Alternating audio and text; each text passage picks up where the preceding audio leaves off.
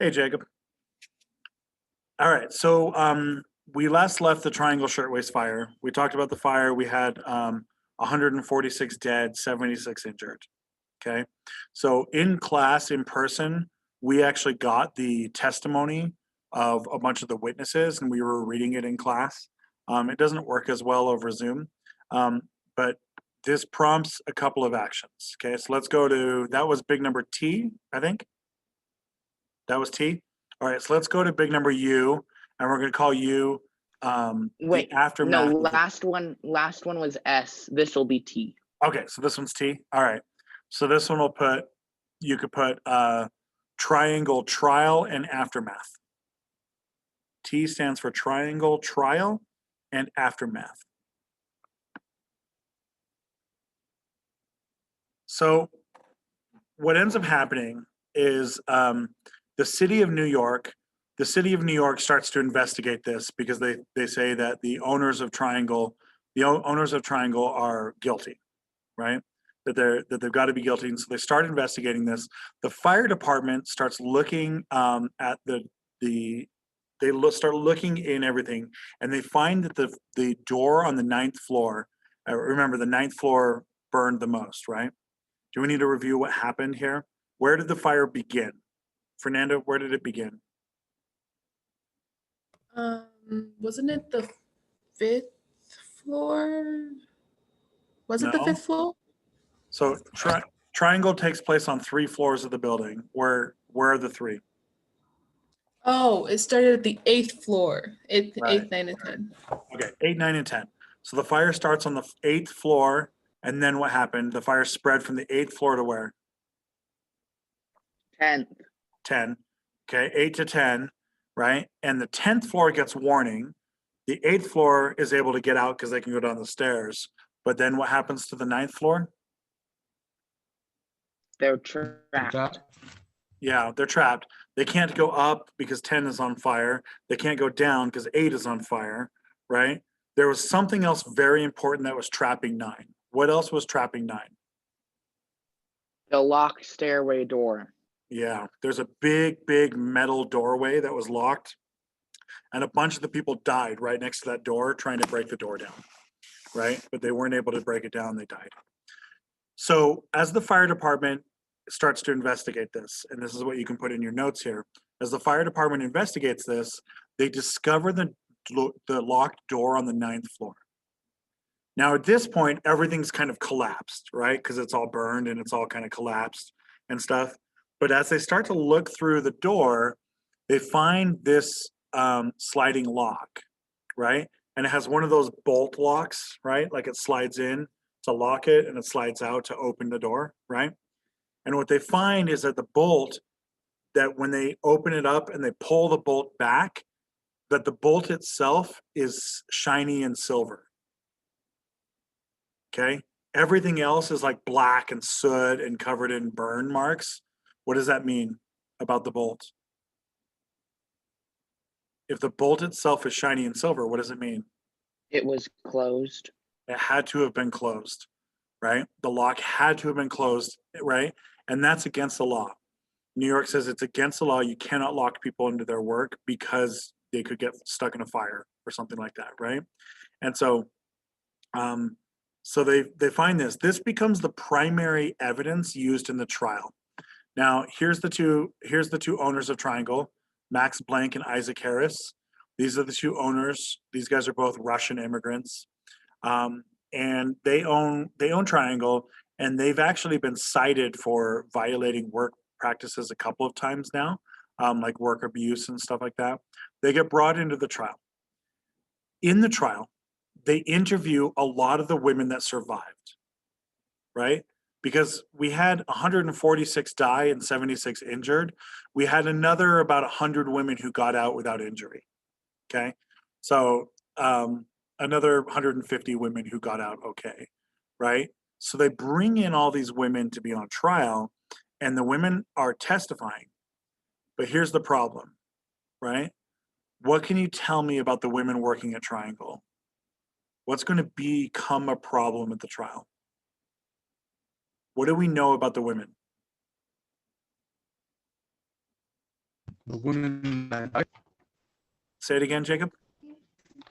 about the woman that died? Is that what you're asking? Well, the women who worked at Triangle, the dead and the living ones, right? What do we know about them as a whole?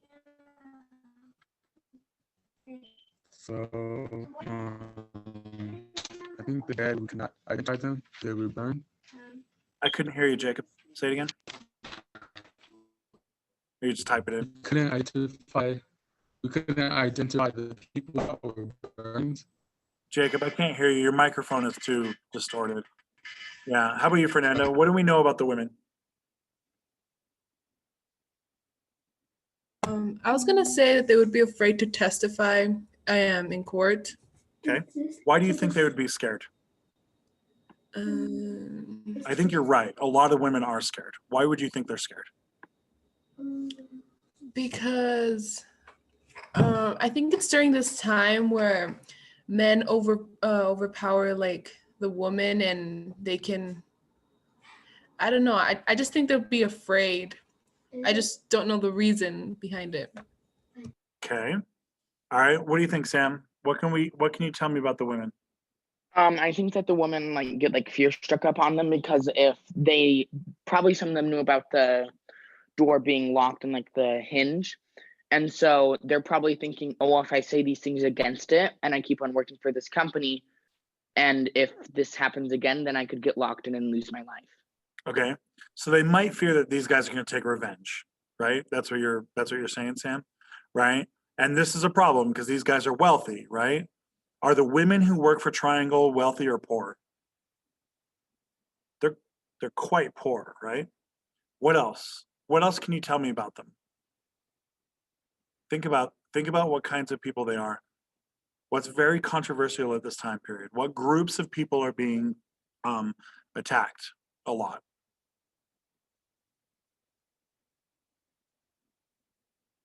Oh yeah, Jacob says immigrants in the chat. Jacob's absolutely correct. The girls are mostly immigrants. That's really important for the trial. Okay, so almost all the girls who work in Triangle are immigrants. Okay, and if they're immigrants, we can expect that they speak with accents, right? So they almost all speak with accents, and they almost all speak English as a second language, right? And many of them don't really speak English very well at all. Many of them don't. This becomes a problem because in the trial, Blank and Harris's lawyers basically use the racism of the jury against the women. And the lawyers start asking these questions all the time, and they'll say, well, you saw what was happening. And she would say, yes. And that's when I saw a wall of fire in the hallway, and I turned the other way. And then the guy would come back and he'd say, well, was it a wall of fire? Was it a wall of fire, or was it doing something else? And she says, well, it was moving. I mean, it was like a curtain of fire. And then he'd come back and be like, well, what is it? Is it a wall of fire, or is it a curtain of fire? Right? And she would get tripped up, right? And and she'd get tripped up, and she'd be like, well, I mean, it's like a wall of fire. And he says, well, you said it was a curtain of fire. Is it a curtain or is it a wall?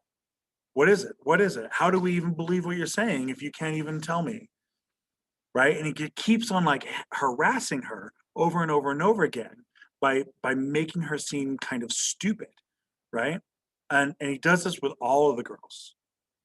And then she's like, they were running around like wild dogs. Everyone was running around like wild dogs.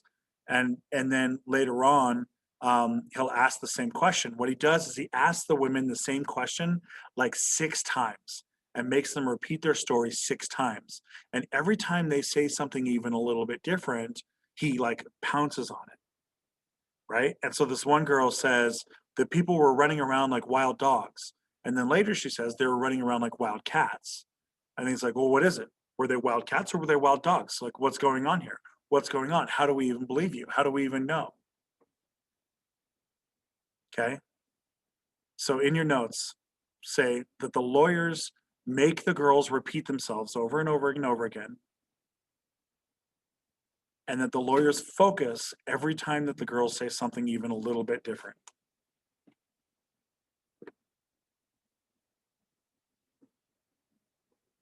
Now, Sam, is there really a big difference between a curtain of fire and a wall of fire?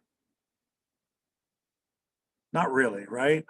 Either way, I'm describing that the entire hallway is covered in fire and then I'm in danger of burning, right?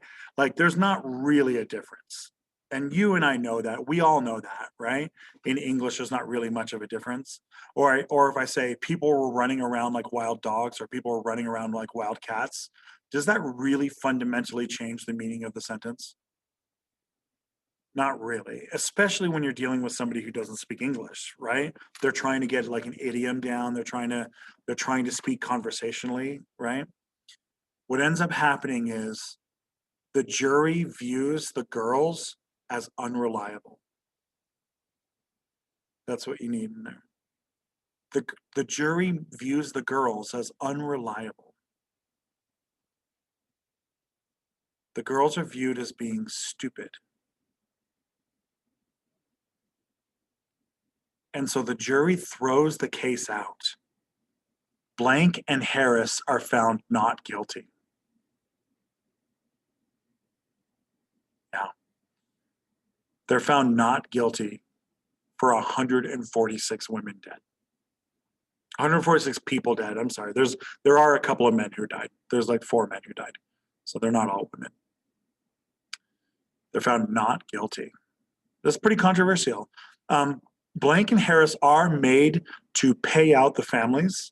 And so they do pay the families about $30 per family member that died. About $30, which would be the equivalent today of about $300 or $400. Think about that. Your sister just burned in the fire, and so they give you $300 to pay for your sister.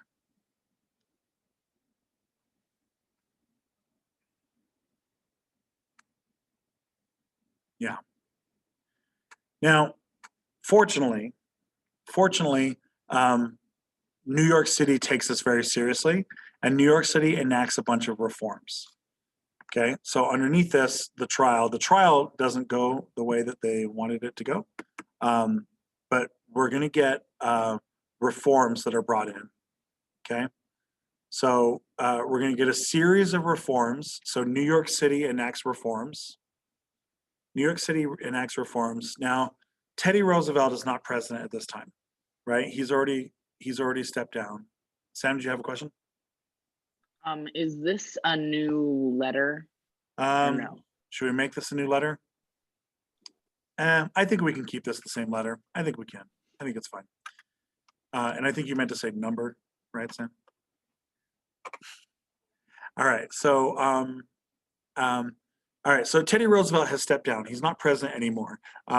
William Taft is president, but Teddy Roosevelt's from New York City. He used to be mayor of New York, and Teddy calls up the mayor and he says, "You'd better fix this, or I'm going to come over there. I'm going to fix this." So Teddy says, "You should hire this woman to be in charge of the reform, Frances Perkins." Okay. So Frances Perkins is hired to reform New York afterwards. Now, there's a lot of things that happened at Triangle that the government can fix, right? That the government needs to fix.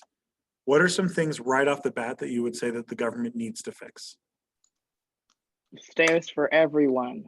Okay. More stairs, better stairs. Stairs that aren't locked would be nice, right? What else? No smoking inside the Okay. building. Specifically, I want you guys to focus on what the government needs to do, right?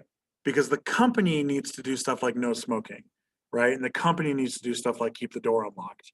What specifically does the government of New York City have to do? Better ladders and water pressure. Yeah, there we go. That's a good place to start right there. Water pressure and ladders, right? The fire department needs to be able, if New York is going to be the city of big buildings, then they need to be able to get to the big buildings, right?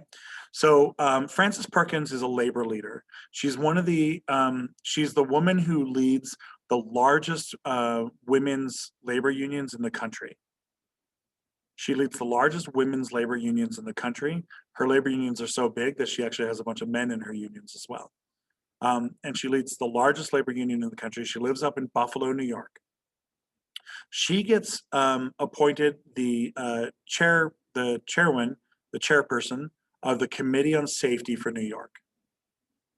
Okay, and the Committee on Safety for New York starts looking at Triangle and some of these other accidents that happened, and she starts to figure out everything that they need to do to fix.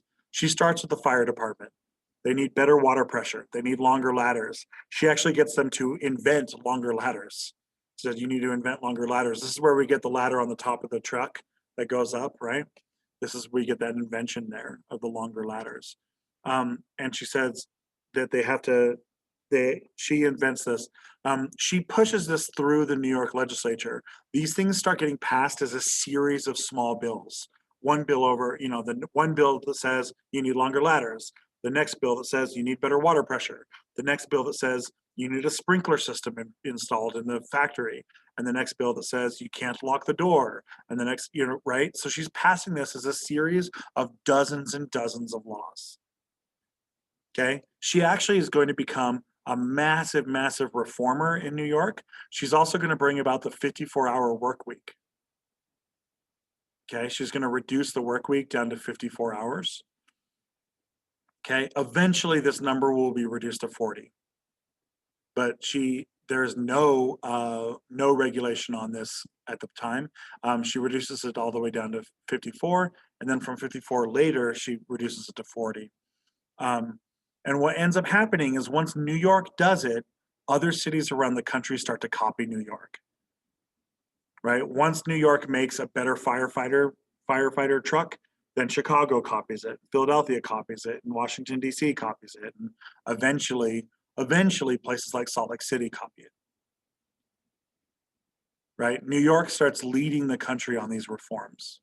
And this happens a lot. New York is oftentimes the leader of this kind of stuff because it's the biggest city. It's the center of our culture. It's the center of everything else, right? So, Frances Perkins is actually going to stick around for quite a while. She's going to work in New York for quite a while. Eventually, Franklin Roosevelt's going to become president in the 1930s, and he's actually going to make her the first Secretary of Labor. She's going to become the first woman to ever hold a cabinet position ever. That's pretty cool. Nicely done, Ms. Perkins. Nicely done. Right, and she serves the entire time. I like to also point out the fact that she is a lesbian, or she's dead now, but she was a lesbian, which is kind of cool. Once in a while, I'll get people who tell me that like homosexuality didn't exist in history and that it's like a new thing, and I just like to point out that it's existed forever. It was illegal to be gay back then, and so it was a secret. It was a secret, but her friends knew this, her friends knew this. And she's close personal friends with Franklin Roosevelt's wife, Eleanor Roosevelt. And some accounts say that they are very close friends. Very, very close friends. Some accounts would say this, right? So Perkins is going to stick around for quite a while. She's going to be a really important person. Do you guys have questions about these reforms, how these are working? Okay. All right, so let's do this election of 1912. Let's make this a new number. There's a concept that happens in this election that we want to address, okay? So big number U, is this right? U? Okay, so big number U is the election of 1912. So we have the Republican, Taft, he's running for re-election. And then we have the Democrat, Wilson, who's running against him. And then we have Teddy Roosevelt, who used to be the president, but doesn't like either of these guys. And so Roosevelt attempts to run himself. He joins in, okay? Students oftentimes ask me questions about the government because most students kind of hate the government and kind of hate the political system, right? Especially if you are a student and you happen to be here for a presidential election year, right? Most students are like, oh God, right? And most of the time, students hate the Republicans and they hate the Democrats. They don't like either party. They want a new party. And students are always like, why can't we have a third party? right? How many of you guys, do you guys agree with that? Raise your hand if you agree that you would write more parties, that you hate the two-party system. Interesting. All right. Most of the time, students don't like it. And I'm going to let you know that most Americans hate it too. Most Americans hate it too. Fernanda, you like the two-party system? I don't know. It's just I guess it would be nice to have more parties, but it's just isn't there a third party, but it's not commonly known. There's lots of parties, right? Yeah, When it's just when you vote, next time you vote, you'll see that there's probably 12 parties on the list, but they're yeah, also it's tiny. that we do have parties, but the thing is that the Democrats and Republicans are very widely known. Yeah. They dominate everything, right? Yeah. So students always want more parties and they always ask why we can't have more parties. What I want you to put in here is whenever a third party rises up, we have what's called a spoiler effect. We have what's called a spoiler effect. Now, at this time period, Taft and Roosevelt, they don't like each other personally, but they actually agree on most things. Taft and Roosevelt, they both fight big businesses. They both are on the side of labor. They both want to reform things. They're both progressive presidents, right? Taft and Roosevelt actually agree on most things, okay? Roosevelt or Wilson is by himself. Wilson is a really conservative guy, really, really conservative. These guys are the liberals, okay? At this time period, the Republican Party is the liberal party and Democrat Party is the conservative party, right? It flips throughout history. Today it's flipped, right? Today the Republicans are conservative and the Democrats are liberal, right? But at this time period, the Republicans are the liberal party. And these two guys agree on like 90% of policies, but they just don't like each other personally. So what ends up happening is when Roosevelt runs, who's he going to take votes from? Is he going to take votes from Taft or is he going to take votes from Wilson? William or Howard or Taft. Taft. Yes, William Howard Taft, right? They're going to take votes from Taft, right? Because if you're going to vote for Taft, you also like Roosevelt, right? You're going to agree with both of these guys. You're going to say, I like this policy and this policy and this policy and this policy and this policy. And then I'm going to pick this guy because I like him, or I'm going to pick this guy because I like him, right? No one is going to say, I like these guys' policy. Let me pick him, right? No one's going to say that. So what ends up happening is when Teddy runs, which candidate is he going to hurt the most? The one he agrees with or the one he disagrees with? Agrees. Exactly. That's exactly what's going to happen. The spoiler effect is where a third party candidate hurts the candidate that they agree with. A third party candidate hurts the candidate they agree with because they steal the votes. So think about the election today, right? Who's running for president today? Who are Biden and Trump. Okay, Joe Biden, Donald Trump, right? Let's say Bernie Sanders decided to join the election, right? He decides to run. If Bernie Sanders were to jump into the run to the race right now, who would he hurt? Would he hurt Trump or would he hurt Biden? Biden. He would hurt Biden, right? So Sanders is not an idiot, right? He's not an idiot. He's not stupid. He knows that if he wants, he may not like Biden or Trump, but he hates Trump and he just kind of dislikes Biden, right? So he's not going to jump in, hurt Biden, and give Trump the election, right? The same thing happens with like Mitt Romney. If Mitt Romney were to jump in, who does Mitt Romney hurt? Trump or Biden? Trump. He probably would hurt Trump. And again, Mitt Romney doesn't want to do that, right? So they don't want to be the spoiler. So here we are. Here's the election result of 1912.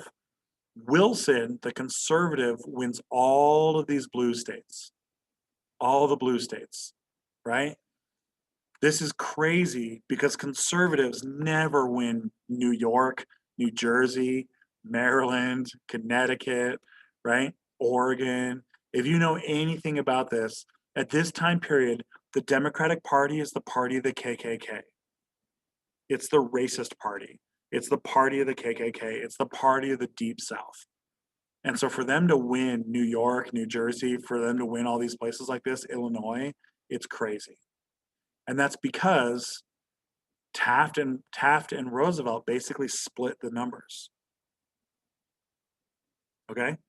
The spoiler effect, the third party candidate always, always, always hurts the candidate that they actually agree with more. This is why we can't have a third party candidate in the United States. Yeah, Sam? Why is there a 2 in California? Yeah, that's because California had, under normal circumstances, what happens is the Electoral College, like if the people of Kansas vote blue, then all 10 Kansas votes go to blue, right? In this case, California had 13 votes and California went green, but 2 of those candidates said, screw California, I'm not going to vote the way California wants me to. That's what we call a faithless elector, and where they just voted the way they wanted to vote. It's one of the reasons why the Electoral College is a hot mess. Yeah, it's a big problem. Okay, yeah, look how big New York is, 45. 45, look at that, that's pretty big. Compared to Texas, 20. New York is more than twice the size of Texas. New York is almost 3 times the size of California at this time period, right? There's good old Utah, 4. How many do we have today? 8, 7. No, we have 6. We have 6 today. We're all the way up to 6, baby. California today has 49. We have 6. Okay. Let's better know a president real quick. And this will be the last thing we do. Wait, what time do we got? Okay, we're okay. All right. So better know a president. Big number V. V stands for Woodrow Wilson. Ah, so close. It was almost W. V stands for Woodrow Wilson. Woodrow Wilson. All right. So Woodrow Wilson is a Southerner. He's from Georgia, but he lived in New Jersey. He moved up to New Jersey. He's a professor. He was a professor. He's the only president we've ever had that had a PhD. The only president we've ever had that had a PhD. He had a PhD in theology. Jacob, you know what theology is? It's the study of what?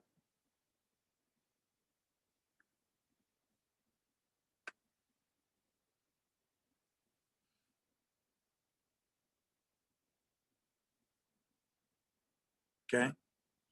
Jacob says he doesn't know. Fernandez, Sam, you guys know what theology is? The study of what? No? I was gonna say like Viking stuff, but I'm like, nope, that's Norseology. No, it's a study of religion. It's a study of religion. So he was actually studying to be a preacher. He was studying to be a preacher. So anyway, so he's the governor of New Jersey. He was the president of Princeton University. Generally speaking, he has a pretty mixed record, historically ranking. He's not held up very well normally. And our problem is, on the good side, Wilson wins World War I. So that's a good deal. He wins World War I, that's a pretty big deal. But on the bad side, Wilson was super racist. He also was super against women's rights. He has the women protesters thrown in jail and tortured. He also invites the KKK into the White House for movies. Yeah, he's not a great dude. He's not a great dude. Yeah, he's a real problem. Next class period, we're going to do women's rights. And then after that, we're going to start World War I up. Okay? Do we have any other questions about anything else? Going once, going twice. Okay, so we're at the last stretch of the class period. By the end of this week, you need to be at 350, and then next week is 400, and we're done. So class is out in like 2.5 weeks for the quarter. So you need to make sure you have your grade all set up. I'm gonna go ahead and turn off the recording right now.